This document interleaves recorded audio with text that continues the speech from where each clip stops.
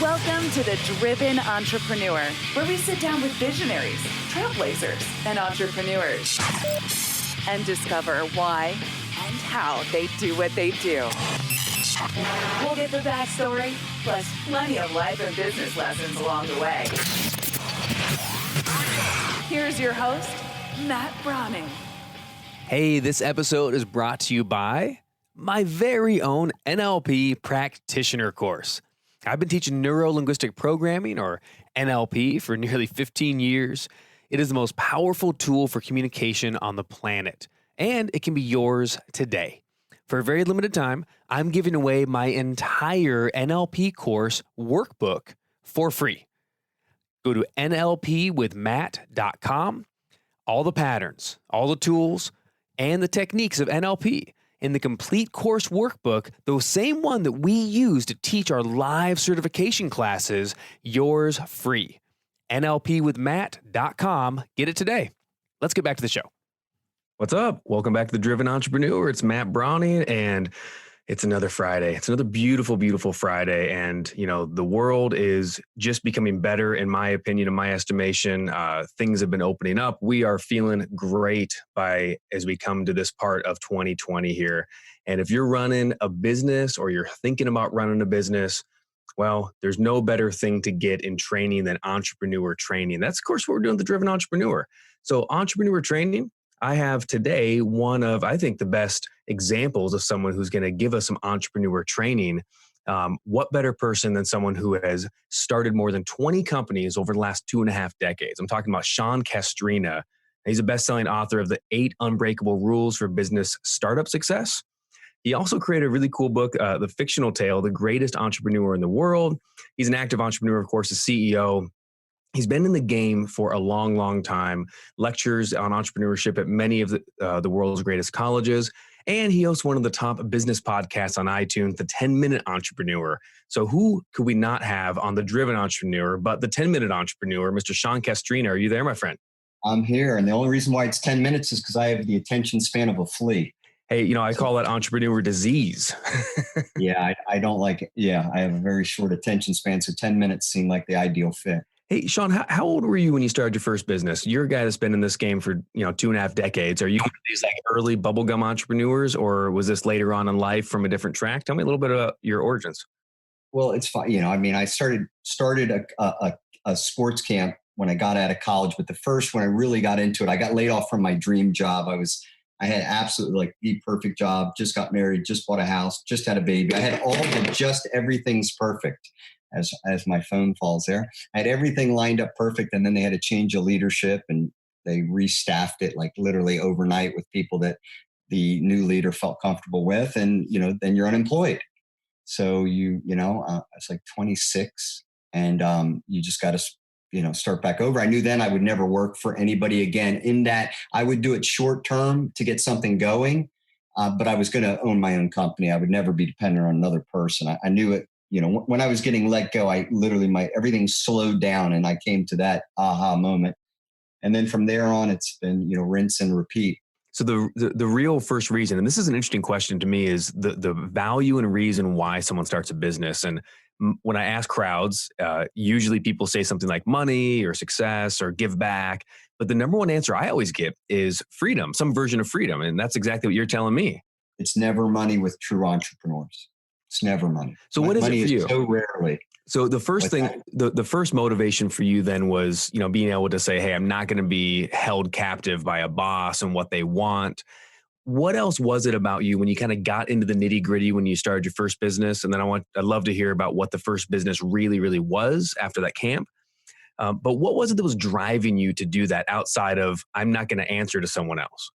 Yeah, I mean, the biggest thing is it's not really like people say, Sean, would you ever be an employee again? Yeah, I would. I wouldn't mind being the commissioner of the NFL.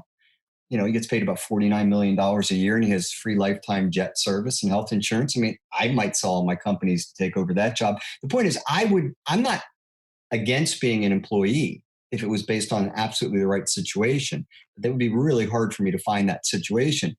As an entrepreneur, I can create my ideal situation. I can create the team that I want to work with every day. I can create some flexibility in the amount of money I want to make. In other words, I can delegate a certain amount of my job and lower my income, but also lower my time commitment, whatever the case may be, or I can be really aggressive and do more. I just have complete control over so many things that I would never have as an employee unless I was the CEO. And that's typically not your starting job. Yeah, you don't quite grow up and say, I want to get into CEOing. Let's figure that out. But I love that proposition, that you can really manage and change the balance and be in control. Because, I always thought about, of course you're going to be in control of your destiny. But to decide, I want to make a little more money, and I'm going to give up a little bit of time or freedom to train someone, or I'm going to delegate out a little bit, and I'm going to give up some income, right? Or I'm going to add more expense, but that's going to add back time to me.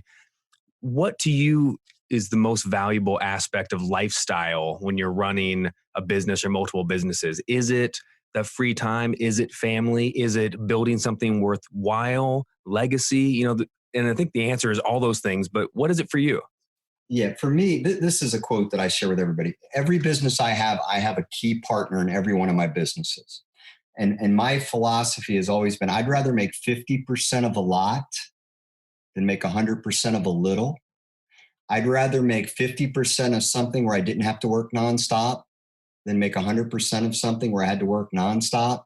So my philosophy is that partnerships typically grow businesses faster, bigger anyway. If you look at endless startups, there was a partnership. I mean, Microsoft, Apple, you can keep going down the line. So with that being said, when you bring on a partner and I'm willing to share profit very generously, I don't have to be there every second of every day.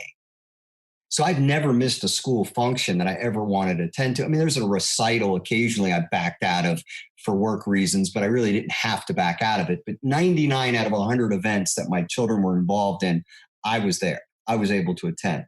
And my income didn't drop, dramatically because I chose that.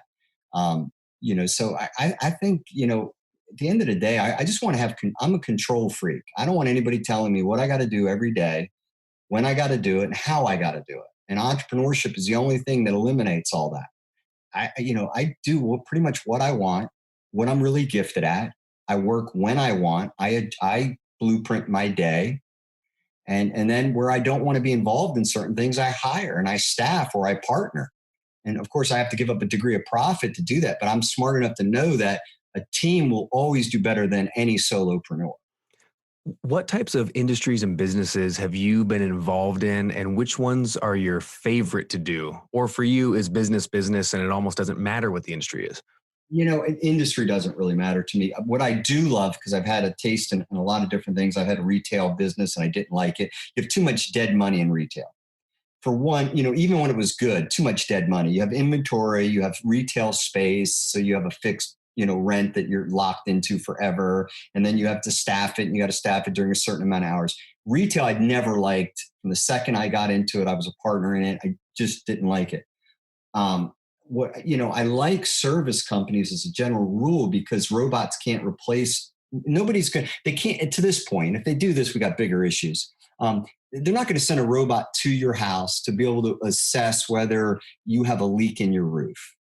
Like the robot doesn't have that kind of capability. And if they do, we got bigger issues. So the point is that services, whether it's fixing your car, assessing what's wrong with it, crawling underneath your car, taking off the tire, putting on whatever it is in service. I can list from, whether it's furniture repair, whether it's, I got people getting ready to start cleaning my house. I had somebody just mow my lawn and do landscaping just a few minutes ago. I love service companies because there's no dead money. There's no inventory. And when I pay when one of my workers is getting paid, I'm getting paid. There's always a ratio. So there's just never any dead money. And I've made a lot of money in home service companies. So home service companies, so landscaping, they're my cleaning, favorite. Things like that are great. I like high margin ones. I don't like landscaping. That's why I have somebody who landscapes. I don't like house cleaning. Margins are too low. I like stuff from, a handyman at the least, because we charge $95 an hour for a company I own, to installing ceramic tile at $120 an hour, plumbing at $120, electrical $120. So I like things I like to make between $95 an hour and as much as $195, like if we're working on a ladder. Because even if I'm paying an employee really good money, and I don't sub it out, I use employees, and I love employing people. That nothing gives me greater satisfaction. But high end, I'm paying somebody $35 an hour. So I have a 3-to-1 ratio. So every time a van leaves my parking lot in one of my companies, and I have an individual on it, I'm making 3-to-1 every hour that van's out there, every day. Every hour, and that's just the hourly rate for the employee. And is that Exactly. the full gross rate you're talking? No. It's, I have obviously have office staff, and we aggressively market. But this is what I can tell you: there's nothing that has a 3-to-1 margin in anything is good business. Yeah, you look at if you have a restaurant or something, just to take away the food cost, and just so everyone kind of has an example. If you're doing plumbing, the pay for the hourly rate for your plumber is sort of similar in that cost of goods sold for if you had a taco shop, the cost of the taco ingredients themselves. But that's going to be what you talk 85% sometimes, such a much lower margin. You have to have a nice location so that you can get traffic. Where if you have a plumbing business, you don't have to be anywhere. You could literally be, you'd be running out of the basement of your home and have 4 plumbers working for you.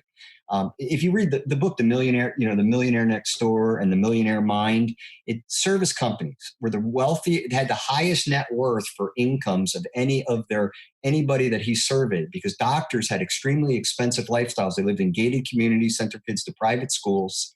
And they found that it was the gentleman or the lady who owned a service company, making $250,000 a year, living in a modest house, not sending their kids to private school, but, raking in $250 like clockwork, didn't have the massive student loans, didn't get out of debt until they were 40. And, they were the ones that had just tremendous net worth.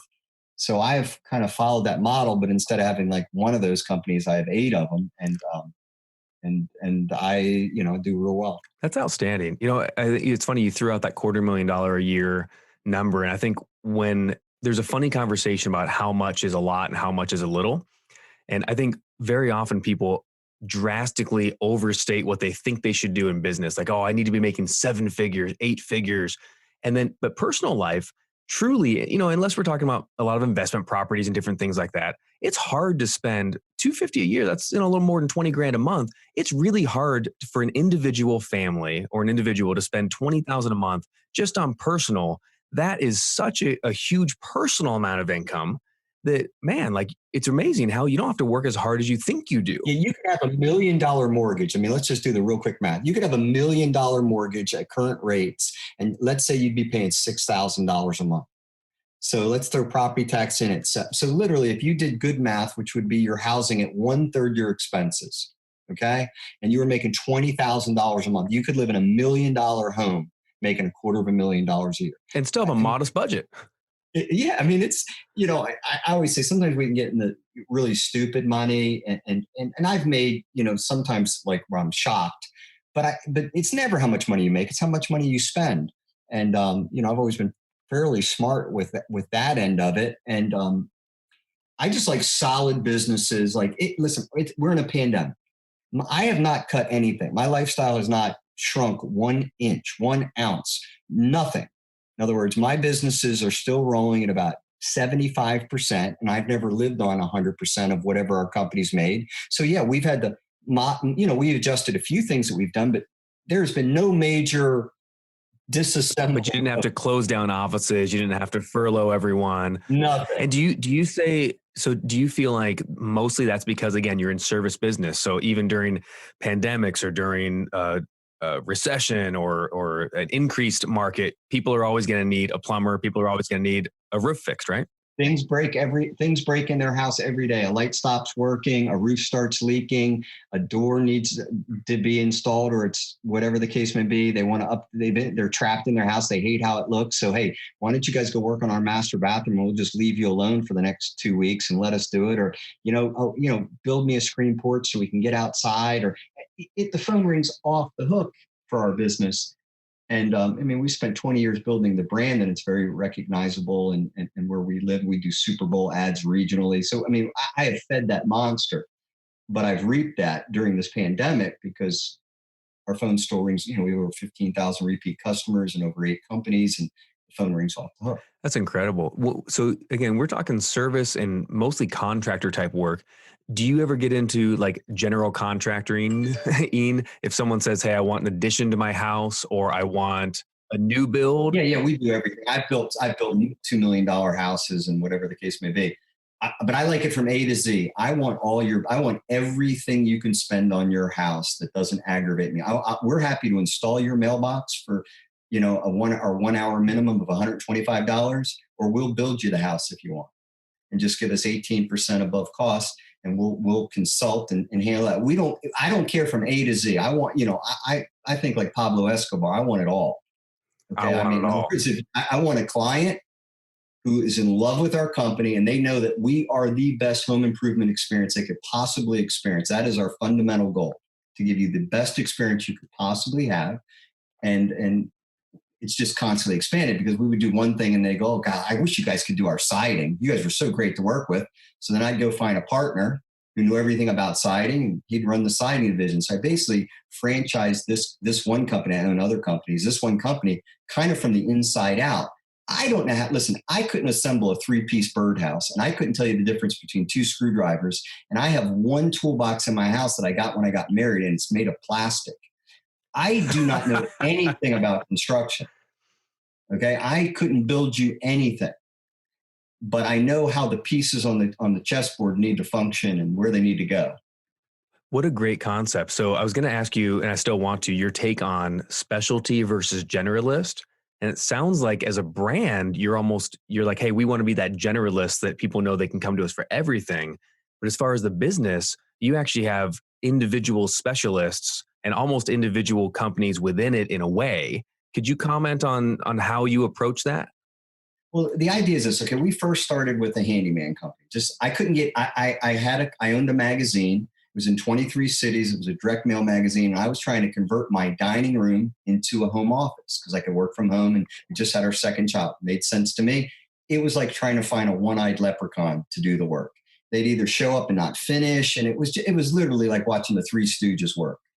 And so I was with my buddy that day and I go, this is crazy. I go, I need to start a handyman company. And he, of course, came back, Sean, you can't do like I helped you one day do landscaping. We literally used your spoon to dig up plants.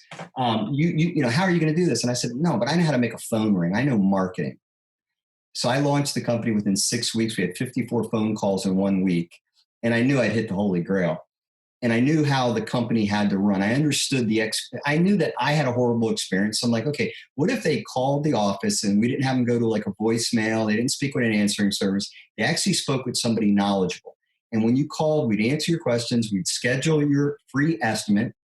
We'd send somebody knowledgeable to your house. So I was like, okay, we're not going to hire anybody with less than 15 years experience. So typically the person will be close to 40. We want somebody experienced. And when we start your job, we won't stop until we're finished. In other words, we're not going to start your job on Monday, leave it on Tuesday, come back on Wednesday. When we start your job, we stay there until we're done. And then when we're done with your job, we're going to send you a survey to see if we met your expectation, whether you refer us to a friend or use us again. Simple 4-question survey.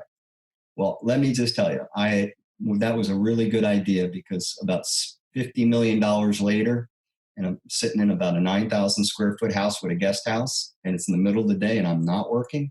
All those companies, that handyman company then went to a painting company. So I bought a painting company. So you bought a painting company. Can we talk about that for just a second? Yes, great. He was in my magazine. This is a great story because I just talked to him like 3 days ago. He's actually doing a video for me for a course I'm creating. I'm partnering. So it was funny. He was in my magazine. He was one of my advertisers in my direct mail magazine.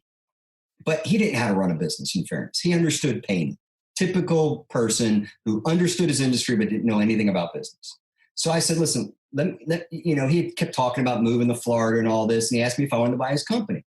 So I bought it. So before he moved, I went to his house the next day with he and his wife. Kurt, super nice guy. I said, Kurt, I want you to be my business partner. I said, I'm going to give you back 49% of your company. I'll pay you the salary you were making, and you can run my painting and handyman division. See, I knew I didn't know anything about handyman or anything like that. And I knew I wasn't going to be in the office. It was growing fast. So I knew I needed to put somebody with some expertise in that office and quick. so that I had a second set of eyes. So within 6 months, I knew I needed to add somebody. So I bought his company. The next day I talked him into being my partner. 20 years later, we're great friends. He was my partner for like 14 years, and then he eventually moved to Florida. But that was, so then I had a handyman and painting, and then we added a remodeling division. Then I found, I had just a little example. I had a guy who runs the kitchen, which design center for our local home improvement store. The biggest one. It's really big. It's privately owned. They do all the new construction. Very big, very well known. I went in there one day and he said, I just want to tell you, Sean, Friday will be my last day. And he's a guy in his mid-50s. I'm like, he goes, I've done pretty well, made some investments. He goes, but I'm just kind of done with it all. I said, well, great. I said, Charles, why don't we go to lunch on Friday? Sure, we went to lunch. Well, needless to say, 10 years later, Charles is one of my business partners. He's like 2 weeks on, 2 weeks off. I tell him, just do a kitchen, go on vacation. Do a kitchen, go on vacation. We do about, $700,000, with a very nice margin, as you can imagine. And so he runs my kitchen division. Then I wanted a person to run my decking division. So I go find somebody, my rep for Sherwin-Williams. He understands all the painting and staining that you could possibly use on decks. I bring him as a partner. So I'm always looking for who I think would be the most talented people. And then when I find the right partner, then I know I can add a division. I try not to do it in reverse. I find the person, I recruit them. I always say my superpower is identifying talent, recruiting it, and retaining it. Let's actually get into a little bit about talent recruiting. I think this is a critical conversation that everyone from a solopreneur on up needs to have. So what I heard you say, Sean, is that you're looking for the person before the seat, essentially, before the division. Absolutely. So, and even if you're thinking, like you might be thinking, hey, I want to, people have asked for decks. I want to open a decking division. But if you don't have a decking guy, forget it. You're not doing it yet. You got to find the right person. I've sat on ideas for 3 years until I got the right person. And there's ideas that I know are still profitable that I haven't gone forward with because I still haven't found the person. What's going to happen if you decide to start a decking division and you don't have the decking guy? Tell me a little bit about kind of the pitfalls or the nightmare or, the good, the bad, the ugly of not having the right person first. Well, you don't have any expertise, so you have to personally have it, because what do you do when a customer asks you, well, what would be the best stain to put on a mahogany? Okay, every wood's kind of different. I didn't know that, but because I have a partner in it, I do know that now. So if you don't have expertise, somebody's got to have it. And if it's an employee, then you're dead. You're a dead man walking. That employee's got you trapped. You know how much leverage an employee who has all the expertise in your business has? All the leverage in the world. Right, because if they walk, your business is dead in the water. Exactly. So I partner with people. I do very generous 50-50 profit splits. They don't have to come to the table with any money, and they already know I know how to build a business. So I do have a reputation for knowing what the heck I'm doing. So they know they're going to make 50% of a lot instead of 100% of a load. Because everybody goes, why don't they just do it themselves? Listen, I have a unique set of skills, and they don't have those skills. So they're smart enough to know that, hey, I'd rather partner with Sean than try to do this myself. Really, really good. And that was my second part is, identify, because I've looked for the partners over the years. And I think a lot of us entrepreneurs are thinking, man, I'd love to have a partner who can do, like, maybe I'm the CEO type and I'm going to vision and create this or market. And I'd love to have an operations guy, someone who's going to be able to run the day to day. But finding that is a little bit, like you said, that one-eyed leprechaun. So outside of looking for someone who's a very talented painter, deck stainer, whatever the case may be, industry aside, content aside, what are some traits that you look for? And maybe do you use like Strengths Finders, Gallup? Do you use anything like that? Do you use your gut? Tell me a little bit about the personality side. Gut helps a little bit, but this is what I look for. Simple example. I just want you to understand, I own home improvements, but I also own the magazine, 23 Cities. I own probably the most successful digital marketing company in our area as well. So again, I want you to understand, I can recruit partners from A to Z. The industry is irrelevant.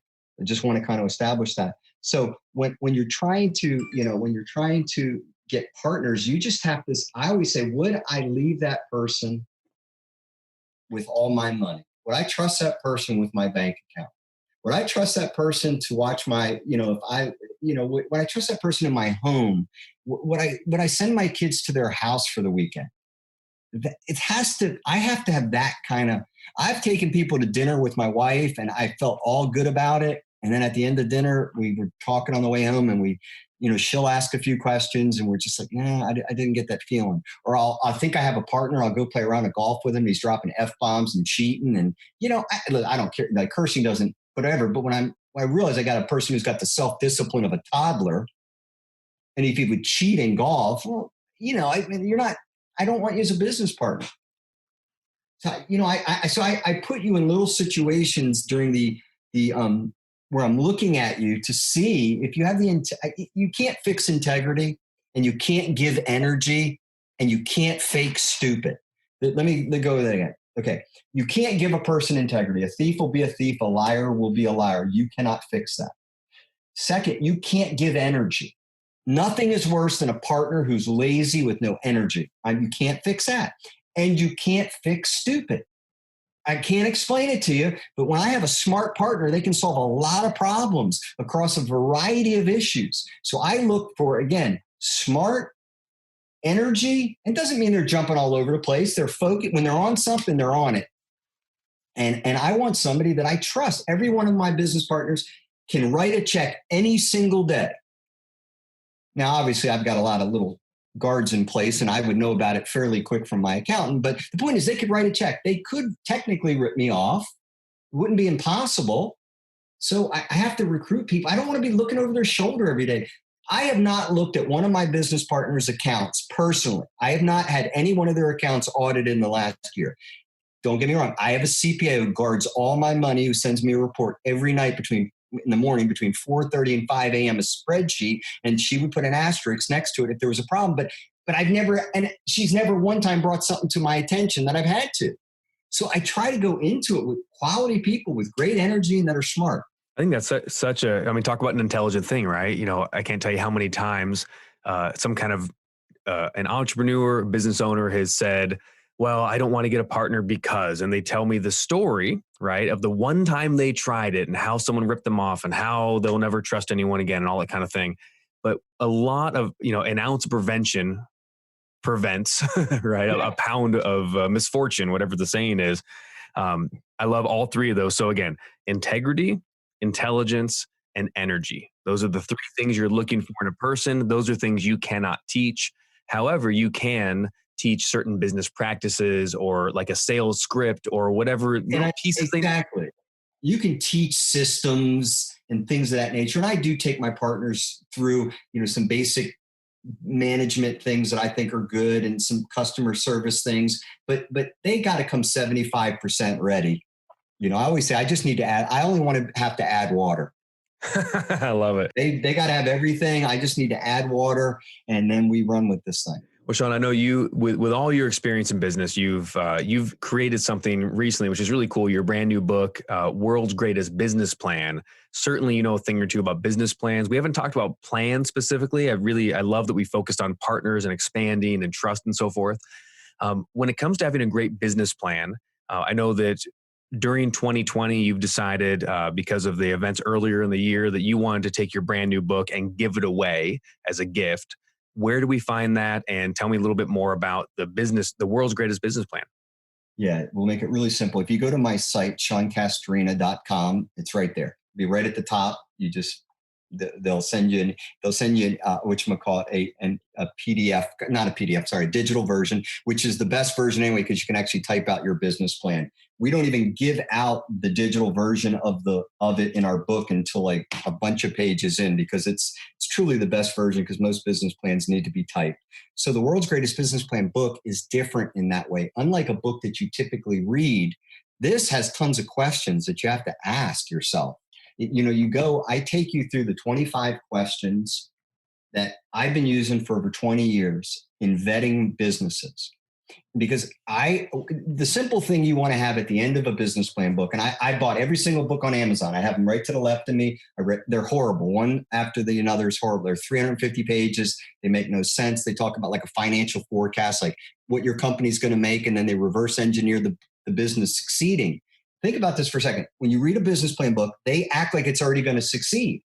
And how do they do that? They have you do a financial forecast with your business succeeding. Well, that's a picking fantasy. You have no idea what your business is going to make. So my business plan is unique in that you may get 7 questions into my book and go, hey, this isn't a good idea. And if I accomplish that, I am just as satisfied as if I got you to start a business. So instead of you wasting your money, if my book can make you go, wow, yeah, it's not ready. It's just, no, I'm not ready yet. Okay, we achieved. This is just like having a relationship course when you're dating, before marriage. It's like, hey, whether you decide, yes, let's move forward, this is the right thing, or you decide, let's not move forward because this was never right in the first place, that is a big success. Really cool. And that's how I feel about this book. I really feel like I'm as happy about the people that I got to pause, maybe didn't go forward with it, or did more due diligence, or did things, just dramatically improved it, as I am about the person who, again, the rest of these books that I read, they make the general assumption that your idea will succeed, and they reverse engineer the business plan around it succeeding. And they do that by you doing a financial forecast of completely imaginary numbers that has your business succeeding. I have your business making 0, making not a penny. You know why? Because that's the only number I can guarantee you from day one. And so we look at it a little differently. And so I just believe a business is either going to succeed fast or it's not going to succeed at all. So, so I just go about it a little differently. I call this the business plan that you use if you can't afford to fail. Like this business plan, it will absolutely root out a bad idea, and it will absolutely have you going into a business lean and very, much more prepared. Well, Sean, it sounds like that business plan is the best plan you could have. So guys, you can get Sean's book, The World's Greatest Business Plan, brand new book for 2020. And right now it is free, completely and totally free. You can get it on Amazon for almost $20, but you can get it free if you go to Sean, that's SEAN, Castrina.com. We'll have that in the show notes if you get the show on demand. Sean, thank you so much for coming on, man. It was a great conversation. Great to get to know you. I'm certainly inspired. I feel like I'm a few businesses behind now. So thanks for the motivation, bud. Great. I appreciate being a guest. Thanks, Sean. All right, guys, that's the show for this week, man. I'm Matt Brauning. We're the Driven Entrepreneur. Get out there, stay driven. Make sure you follow me and subscribe if you haven't already on demand. If you're listening to this on the radio, you can get this on everywhere where you get podcasts, The Driven Entrepreneur, hundreds of back episodes. Go check them out. You don't want to miss a thing with awesome guests, just like my guest this week, Sean Castrina at SeanCastrina.com. Follow me at Matt Brauning on all social media to get pictures of entrepreneur-y things and my family and planes and all that kind of stuff that you like to follow on Instagram. Wherever you go get your social, I'm there. I'll see you soon. Bye-bye.